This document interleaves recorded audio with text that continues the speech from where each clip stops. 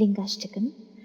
ब्रह्ममुरारिसुरार्चितलिङ्गं निर्मलभासितशोभितलिङ्गं जन्मजदुःखविनाशकलिङ्गं तत्प्रणमामि सदा शिवलिङ्गं देवमुनिप्रवरार्चितलिङ्गं कामदहनकरुणाकरलिङ्गं रावणदर्पविनाशनलिङ्गं तत्प्रणमामि सदा शिवलिङ्गं सर्वसुगन्धसुलेपितलिङ्गं बुद्धिविवर्धनकारणलिङ्गं सिद्धसुरासुरवन्दितलिङ्गं तत्प्रणमामि सदा शिवलिङ्गं कनकमहामणिभूषितलिङ्गं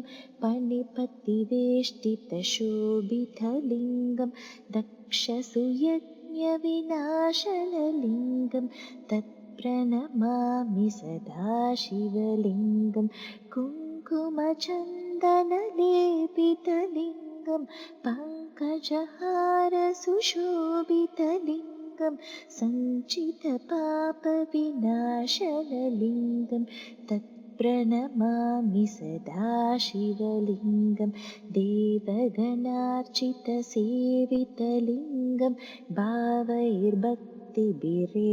च लिङ्गं दिनकरकोटिप्रभाकरलिङ्गं तत्प्रणमामि सदा शिवलिङ्गम् अष्टदलोपरिवेष्टितलिङ्गं सर्वसमुद्भवकारणलिङ्गम् अष्टदरिद्रविनाशकलिङ्गं तत्प्रणमामि सदा शिवलिङ्गं सुरगुरुसुरवरभूजितलिङ्गं सुरवनपुष्पसदार्चितलिङ्गं परात्परं परमात्मकलिङ्गं